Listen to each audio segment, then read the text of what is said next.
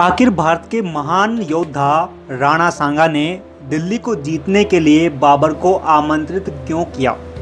आखिर वो कौन से कारण थे जिसके कारण बाबर भारत को जीतने में सफल हुआ, या कहें कि मुगल भारत में किस प्रकार आए? इसके अंदर हमारे मुख्य बिंदु रहेंगे कि बाबर की भारत विजय, इसके अंदर पानीपत की लड़ाई जो कि बाबर और इब्राहिम लोदी यानी कि दिल्ली के शासक इब्राहिम लोदी के मध्य लड़ी गई। फिर देखेंगे खानवा की लड़ाई जो कि बाबर और राणा सांगा के मध्य लड़ी गई, किस प्रकार इन दोनों लड़ाइयों में बाबर जीता, कम सेना होने के बावजूद भी बाबर जीता। फिर देखेंगे कि किस प्रकार जो मुगलों के आने से भारत पर प्रभाव पड़ता है। इन सभी टॉपिकों पर विस्तार रूप से चर्चा करेंगे। जो भी जानकारी देंगे ऑथेंटिक है और यूपीएससी लेवल की है, जो कि हर एग्जाम के लिए पर्याप्त सिद्ध होगी। 1994 में 12 वर्ष की छोटी उम्र में ही बाबर आक्सस पार के एक छोटे से राज्य फरगाना का राजा बना। बाबर ने अपने चाचा से समरकंद को छीनने का प्रयास किया। उसने 2 बार इस नगर को जीता, पर दोनों अवसरों पर शीघ्र ही उसे खो बैठा। दूसरी बार बाबर को बाहर निकालने में सहायता देने के लिए उज्बेक सरदार शेबानी खान को बुलाया गया। शेबानी खान ने बाबर को हराकर समरकंद को जीत लिया। इससे बाध्य होकर बाबर काबुल की ओर चला आया, जिसने सन 1504 में काबुल को जीत लिया। अगले 14 वर्षों तक उज्बेकों से अपना वतन फिर जीतने के लिए बाबर मौके का इंतजार करता रहा। उसने इस कार्य में अपने चाचा हेरात के शासक से मदद लेने का प्रयास किया, पर कोई लाभ नहीं मिला, क्योंकि शेख खानी खान ने हेरात को भी जीत लिया था। 1510 में मरवे के पास एक मैसूर लड़ाई में ईरान के शाह इस्माइल ने शेबानी खान को हराकर मार डाला।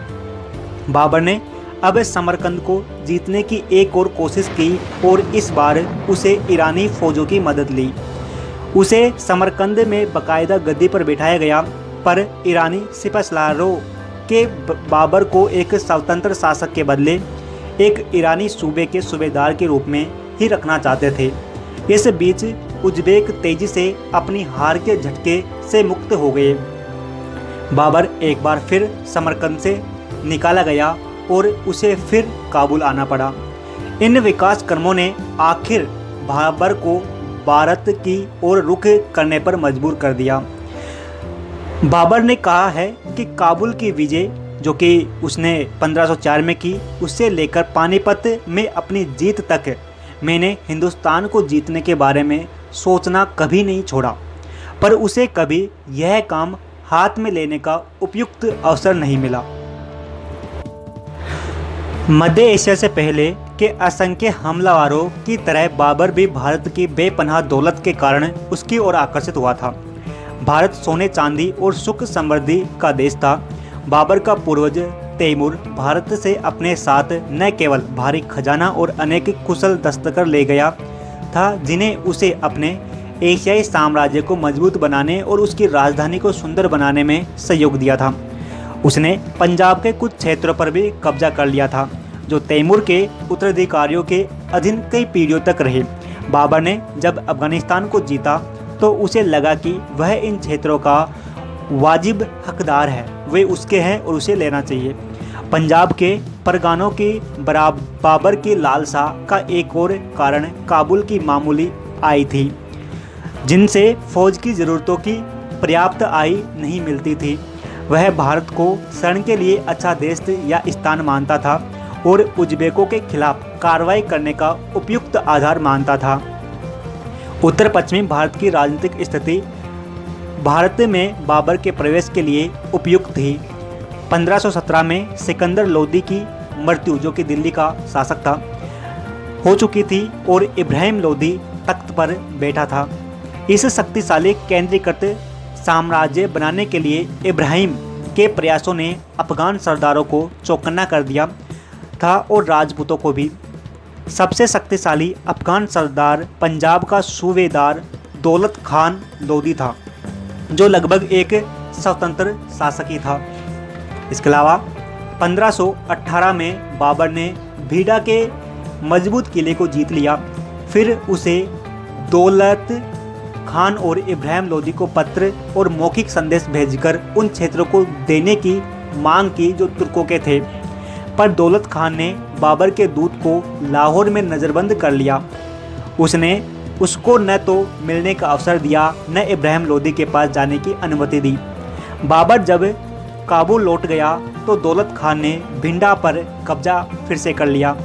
बाबर के तैनात कारिदों को वहाँ से निकाल फेंका। 1520 या 21 में बाबर ने फिर एक बार सिंधु नदी को पार किया तथा आसानी से भिड्डा और सियालकोट पर कब्जा कर लिया, जो हिंदुस्तान के दवार थे। लाहौर भी उसकी झोली में आ गिरा।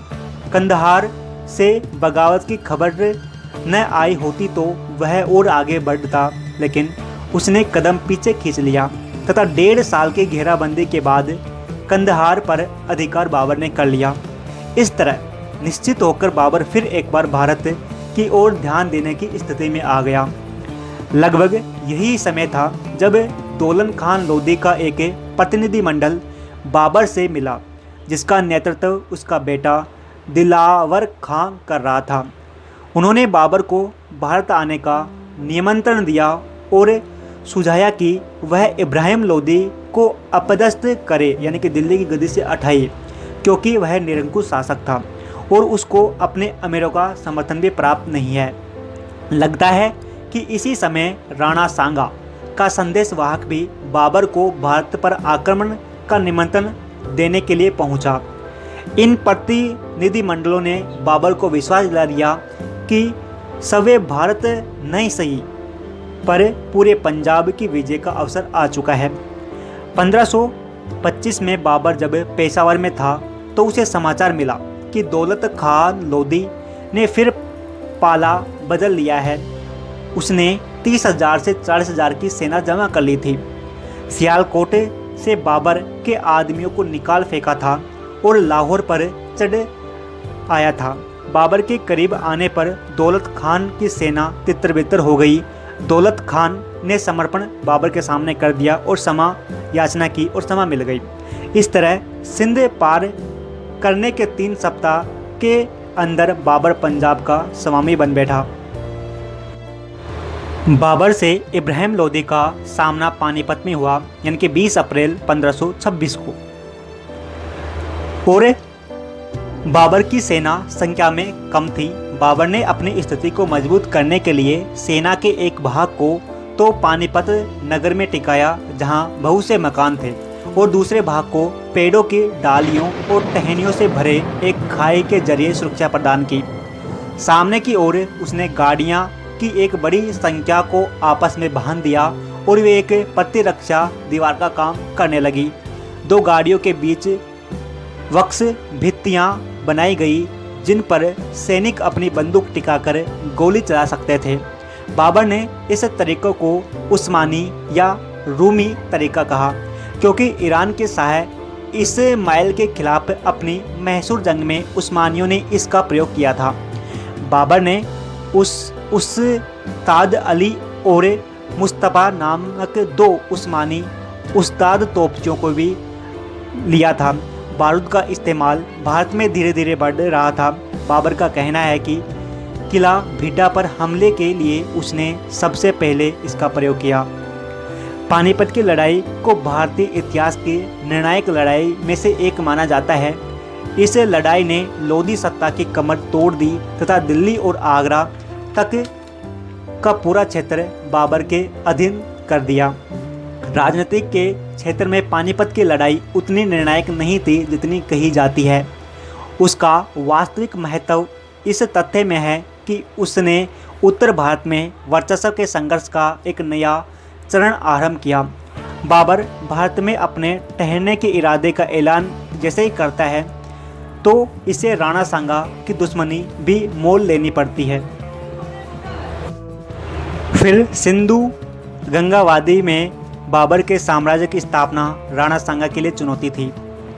बाबर ने राणा सांगा पर समझौता तोड़ने का आरोप लगाया है। वह कहता है कि उसे सांगा ने भारत बुलाया था और इब्राहिम लोदी के खिलाफ उसका साथ देने का वादा किया था, पर जब बाबर दिल्ली और आगरा जीतना चाहता था तो सांगा ने कोई कोशिश नहीं की। इसके अलावा लगभग सभी प्रमुख राजपूत शासकों ने राणा सांगा का साथ अपने दस्ते भेजे। राणा सांगा की प्रतिष्ठा तथा बयाना जैसी कुछ भारी मुगल चौकियों के खिलाफ उसकी आरंभिक सफलता ने बाबर के सैनिकों को हतोत्साहित कर दिया। उन्हें तैयार करने के लिए बाबर ने सांगा विरोधी जंग को एक जिहाद करार दिया। सावधानी से एक स्थान चुनकर बाबर ने आगरा से कोई 40 किलोमीटर दूर खानवा को अपना ठिकाना बनाया। दोहरी सुरक्षा के लिए सामने खाई खुदवा दी बाबर ने और बंदूकचियों के गोली चलाने और आगे बढ़ने के लिए खालिस्तान छोड़ दिए गए। खानवा की लड़ाई जो कि 1527 में जो कि एक बहुत भयानक रही। बाबर के अनुसार सांगा की फौज 2 लाख से ऊपर थी। बाबरी सेना की संख्या निश्चित ही कम थी, पर मुगल तोपों ने राणा की सेना का भारी संहार किया और धीरे धीरे सांगा की सेना पीछे धकेल दी गई। सांगा की फौजें गिर गई और भयंकर मार काट के बाद पराजित हो गई। इस तरह खानवा की लड़ाई पानीपत की लड़ाई की तरह लगभग नकल थी। स्पष्ट है कि इब्राहिम लोदी की पराजय से राणा सांगा ने कुछ नहीं सीखा और न बाबर की रणनीति का अध्ययन किया। राणा सांगा बच निकला और वह बाबर से फिर टकराना चाहता था, पर उसके अपने ही कुलीनों ने उसे जहर दे दिया, जो ऐसे किसी भी कदम को खतरनाक और आत्मघाती समझते थे। आगरा के पूर्व में ग्वालियर, धौलपुर आदि किलों की एक श्रृंखला को जीतकर बाबर ने अपनी स्थिति और मजबूत बनाया। उसने हसन खान मेवाती से अलवर का एक बहुत बड़ा हिस्सा छीन लिया। कुछ ही समय बाद बाबर काबुल जाते हुए लाहौर के पास चल बसा। भारत में बाबर के आगमन के कुछ महत्व है। जैसे कि हम कहें, उत्तर भारत में बाबर ने लोदियों और राणा सांगा के नेतृत्व वाले राजपूत महासंघ की शक्ति को चूर कर दिया। इस तरह उसने इस क्षेत्र में मौजूद शक्ति संतुलन को भंग कर दिया। यह एक अखिल भारतीय साम्राज्य की स्थापना की दिशा में एक बड़ा और मजबूत कदम था। बाबर ने भारत को युद्ध की नई शैली से परिचित कराया। भारत में बारूद का ज्ञान तो पहले भी था, पर बाबर ने दिखाया कि तोपखानों और सवार सेना का कुशल समन्वय क्या क्या करा सकता है। उसकी जीतों के कारण भारत में बारूद और तोपों तेजी से लोकप्रिय हुई। इसके अलावा कहें कि उसने सांगा से लड़ाई को जिहाद ठहराया और जीतने के बाद गाजी की उपाधि धारण की। फारसी और अरबी में बाबर का पूरा दल था। उसने तुर्की भाषा के, जो उसकी मातृभाषा थी, 2 सबसे मशहूर लेखकों में गिने जाते हैं, जैसे कि उसका सुप्रसिद्ध संस्मरण तुजुक-ए बाबरी, जिसको बाबर नामा भी कहा जाता है। यह विश्व साहित्य की अद्वितीय कृतियों में से एक माना जाता है। यहाँ पर हमने जो कि पानीपत, इसके अलावा खानवा की लड़ाई को मोटे रूप से देखा। अगला जो हमारा वीडियो होगा या कहें कि अगले हमारा जो टॉपिक होगा उसको हम बारीक से देखने का प्रयास करेंगे। यदि अच्छा लगा तो इसको लाइक करना। फिर मिलते हैं। जय हिंद।